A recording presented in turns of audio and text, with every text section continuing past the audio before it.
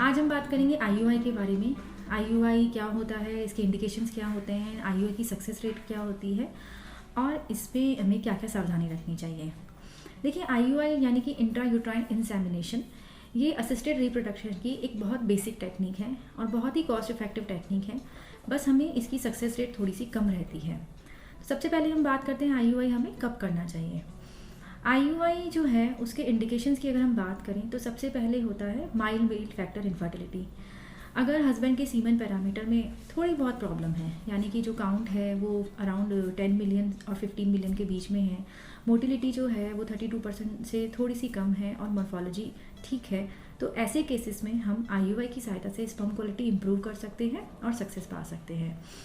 Second हमारा होता है माइल्ड एंडोमेट्रियोसिस। माइल्ड एंडोमेट्रियोसिस यानी कि जो फीमेल की कंडीशन होती है जिसमें उन्हें पेनफुल पीरियड आते हैं और हैवी ब्लीडिंग होती है, लेकिन उसमें जो भी प्रॉब्लम है वो माइल्ड फॉर्म में है, यानी जो ट्यूब और यूट्रस और ओवरी है उसमें एंडोमेट्रियोसिस के कारण थोड़ी बहुत गांठान है, थोड़ी बहुत चिपकन है।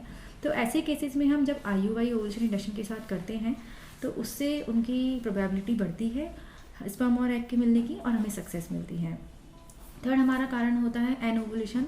वो फीमेल जिनमें कि पीरियड्स रेगुलर नहीं आते। एनओवुलेशन मीन्स कि हर महीने जब लगातार पीरियड आता है तो उसमें ओवुलेशन होता है, लेकिन अगर फीमेल 2 महीने 3 महीने में पीरियड आ रहे हैं या 10 दिन 15 दिन के अंदर पीरियड आ रहे हैं तो इसमें हमें ओवुलेशन का पता नहीं लगता है।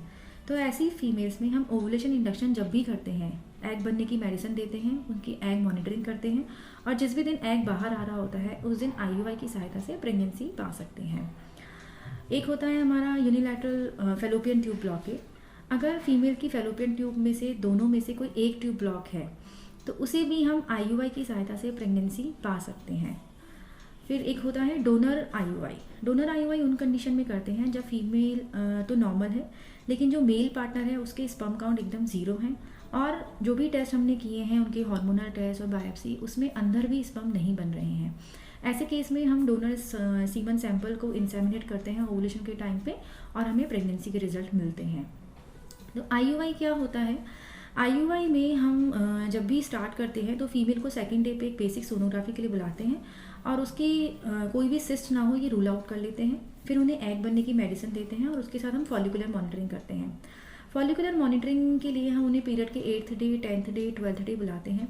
जब भी जो हमारा एग है वो 18 to 22 mm के साइज़ के बीच में होता है तब हम उसे एग को रप्चर करने के लिए इंजेक्शन देते हैं। यूजुअली HCG का इंजेक्शन 5000 to 10,000 यूनिट दिया जाता है और इस इंजेक्शन के 24 से 40 घंटे के अंदर हमें आईयूआई करना चाहिए।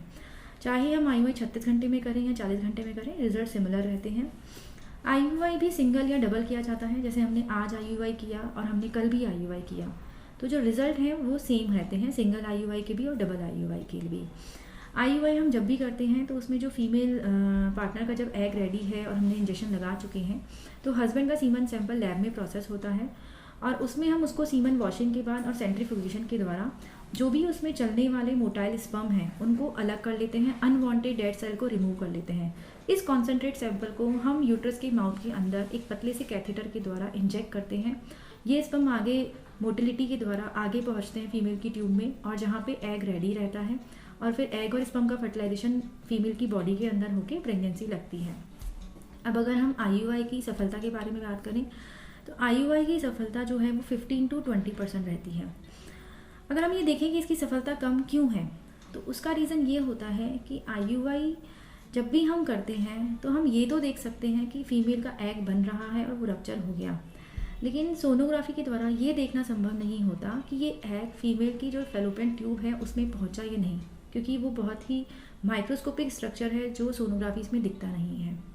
फिर जब हम सीमन सैंपल को प्रिपेयर करके यूट्रस के माउथ में इंजेक्ट करते हैं उसके बाद वो स्पर्म एग तक पहुंचते हैं नहीं, ये हमें किसी भी टेस्ट के द्वारा नहीं पता चलता है। तो हम जो भी काम करते हैं वो प्रोबेबिलिटी के बेसिस पे करते हैं कि इतने टाइम में एग पहुंच जाना चाहिए और इतने टाइम में स्पर्म वहाँ पे पहुंच जाना चाहिए।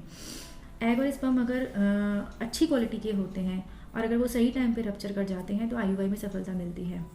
जब भी हम आईयूआई के लिए अगर एक पेशेंट के लिए प्लान करते हैं तो हम उसे 2 से 3 साइकिल आराम से आईयूआई कर सकते हैं, उसी में हमें सफलता मिलती है। आईयूआई में हमें क्या क्या सावधानी रखनी चाहिए।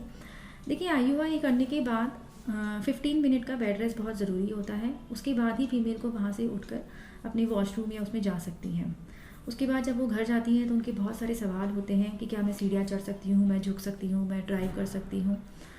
जो भी हमारी थ्योरी या रिसर्च कहती है उसके हिसाब से किसी भी चीज़ के लिए कोई भी रिस्ट्रिक्शन नहीं है।